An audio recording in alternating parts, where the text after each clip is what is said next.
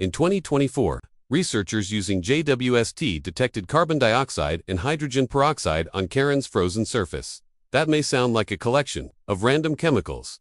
ISN, single quotes, T. These substances tell scientists something about how radiation, sunlight, impacts, and surface materials have interacted on Charon over time. And suddenly, the Pluto system stops looking like one dwarf planet with one moon. It starts looking like a connected chemical environment, two worlds, different surfaces, different conditions, but constantly influenced by the same distant sunlight, radiation, and material moving through the system. And then comes the part that may be the biggest mystery of all. Pluto appears to have experienced geological activity. New Horizons discovered enormous mountains made largely from water ice. At Pluto's temperatures, water ice can behave more like rock than the soft ice we know on Earth. Some of the terrain is surprisingly young-looking. There are enormous fractures, there are strange pits and ridges, and there are formations that have been interpreted as possible cryovolcanic structures. Cryovolcanoes are not volcanoes in the traditional sense. Instead of molten rock rising from deep underground, they could involve slushy or liquid mixtures of water and other volatile materials moving toward the surface.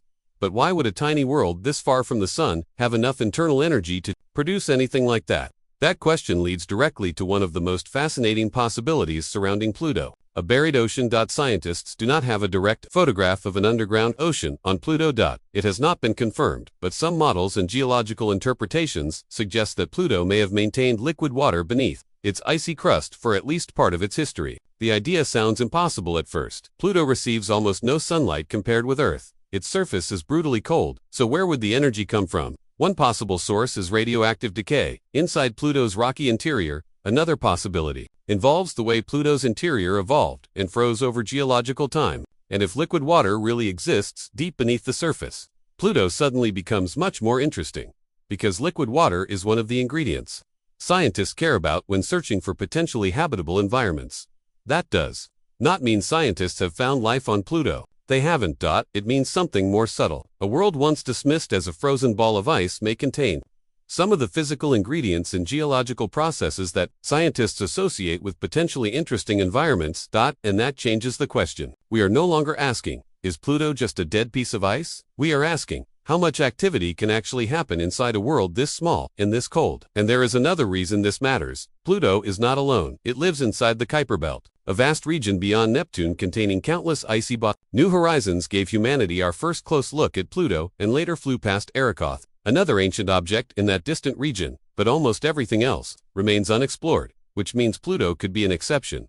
Or it could be a preview. If one small world can have a chemically active atmosphere, complex haze particles, unusual surface chemistry, geological structures, and possibly a buried ocean, then the outer solar system may contain far more complexity than we have ever seen. And this is where the story becomes personal, because every time we build a better telescope, we discover that the solar system is less simple than the diagrams we learned as children. The planets are not isolated worlds. Moons exchange material, atmospheres interact with surfaces, radiation changes, chemistry. Ice can behave like rock, and microscopic particles floating in a thin atmosphere can influence the climate of an entire world. Pluto was once considered the end of the planetary story. Now it looks more like the beginning of another one. The James Webb Space Telescope is giving scientists a new way to monitor Pluto without sending another spacecraft billions of kilometers through space. And the 2025 observations are especially important because they show that Pluto's haze can be observed in thermal infrared wavelengths and may be used to track how its atmosphere changes over time. But Webb cannot answer every question. It cannot drill through Pluto's crust. It cannot enter an underground ocean. It cannot fly close enough to map every valley and mountain. For that, humanity would eventually need another spacecraft. And that is the frustrating part. New Horizons gave us an incredible snapshot. Webb is giving us new measurements. But Pluto is changing on timescales far longer than a single spacecraft mission. The atmosphere changes with seasons. The surface records billions of years of chemistry. And whatever is happening underneath the crust may be hidden beneath tens of kilometers of ice. But we have only begun to understand the clues. So the strange thing about Pluto is not that it turned out to be another Earth. It didn't. It is colder, smaller. Darker. And vastly more distant. The strange thing is that a world we once thought was simple turned out to be complicated enough to keep generating new scientific questions more than a decade after New Horizons visited it. The haze above Pluto is not just decoration. The chemicals on Charon are not just random stains. The mountains are not just frozen scenery. Together, they tell us that the outer solar system is still active in ways we are only beginning to understand. And somewhere beneath that frozen surface, there may still be another chapter waiting. Maybe there is no ocean. Maybe Pluto's interior is colder and quieter than some models suggest. Maybe the geological features have a completely different explanation. We don't know yet, and that's exactly why Pluto matters. Because science doesn't become exciting when we have every answer. It becomes exciting when a tiny world, almost 5 billion kilometers away, gives us evidence that our old answers were incomplete. For nearly a century, we looked at Pluto and thought we knew what it was. A distant ... a frozen world. The former 9th planet. But after New Horizons, and now with James Webb looking deeper into its atmosphere, that picture has almost completely disappeared. Pluto isn't the end of the solar system, it is one of the places where the solar system becomes mysterious again. And the next time you see that tiny world at the edge of a diagram, remember this: above its frozen surface, a haze is controlling the flow of energy. Beside it, a moon carries chemicals written into its ice, and beneath it, something deep inside may still be moving. We have only visited once. We have only begun to watch. And the most interesting discovery about Pluto may still be waiting for us. If you want more real space mysteries based on scientific discoveries rather than exaggerated headlines, subscribe and turn on notifications. Because the farther we look into the darkness, the more we realize that the strangest worlds may be the ones we once thought we understood. A dwarf planet nearly 5 billion kilometers from the Sun is doing something that sounds impossible. It is surrounded by a haze so strange that, instead of simply trapping heat, those microscopic particles appear to be controlling how Pluto's atmosphere loses energy into space. In 2025, the James Webb Space Telescope finally detected the thermal signature of that haze directly. But that is not the strangest part, because the more scientists look at Pluto, the less it resembles the dead frozen world we once imagined. Beneath that thin atmosphere are mountains of water, ice, enormous regions covered in organic material, a mysterious relationship with its largest moon Charon, and evidence that raises an even bigger question. Could something warm still be happening underneath Pluto's frozen surface? And if it is, why? To understand why this tiny world has become one of the most interesting places in the outer solar system, we have to go back to the moment humanity first discovered it. In 1930, astronomer Clyde Tombaugh was searching photographic plates for evidence of a distant planet. The task was painfully repetitive. Photograph the sky, photograph it again. Compare the two images. Look for one tiny point that moved. Then, on February 18th, something finally appeared. A faint object had shifted against the background stars. That object was Pluto. For decades, Pluto became the 9th planet. Children learned its name in school. It became a symbol of the edge of our solar system. But there was a problem. We had almost no idea what Pluto actually looked like from Earth. It was little more than a tiny point of light. Its surface was mostly unknown.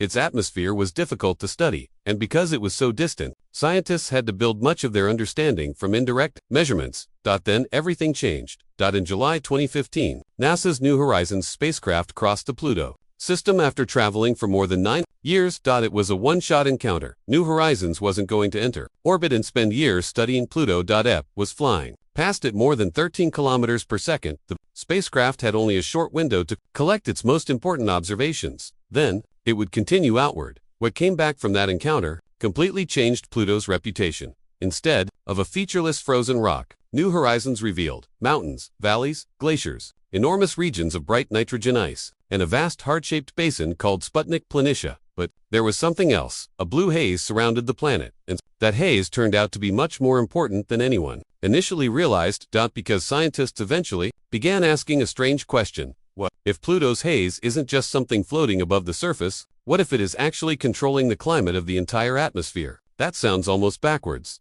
On Earth, when we hear the word haze, we usually think about pollution, smoke, dust, or particles suspended in the air. But Pluto's atmosphere works under completely different conditions. The sunlight there is incredibly weak, the atmosphere is extremely thin, and temperatures are so low that substances we normally think of as gases can freeze onto the surface. So, how does a world this cold exchange energy with space? For years, researchers had models attempting to answer that question, and one of the biggest clues came from the haze itself. In 2017, scientists proposed that Pluto's atmospheric particles could absorb sunlight and then emit infrared radiation, allowing the haze to act as an efficient pathway for cooling. The idea was fascinating, but there was still a problem. Model is not the same thing as a direct measurement. Scientists needed to actually detect the thermal emission from Pluto's haze, and that required a telescope powerful enough to separate an incredibly faint signal from an object almost unimaginably far away. That is where James Webb entered the story. Webb doesn't need to travel to Pluto. It doesn't need to land there. Instead, it studies the infrared light arriving from that distant world, and infrared is especially useful because objects and particles emit thermal radiation at these wavelengths. In 2025, researchers using Webb's mid-infrared instrument were able to separate Pluto's thermal emission from Charon's and detect emission associated with Pluto's atmospheric haze.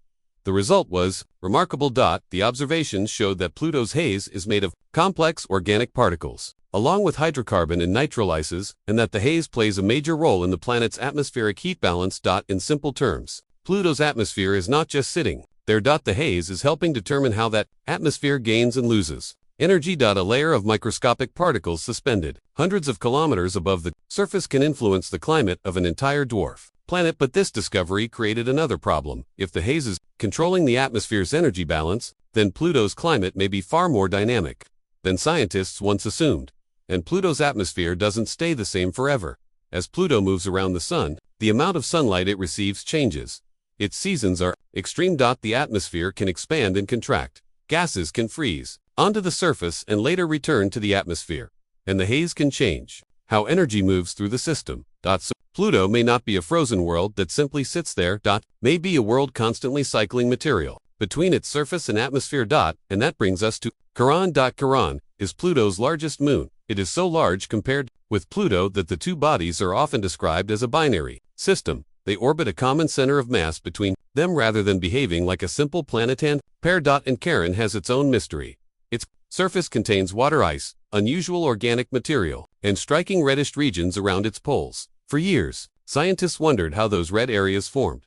One explanation involves material escaping from Pluto's atmosphere and interacting with Charon's surface over enormous periods of time. But Webb has now revealed that Charon itself contains an even more complicated chemical inventory.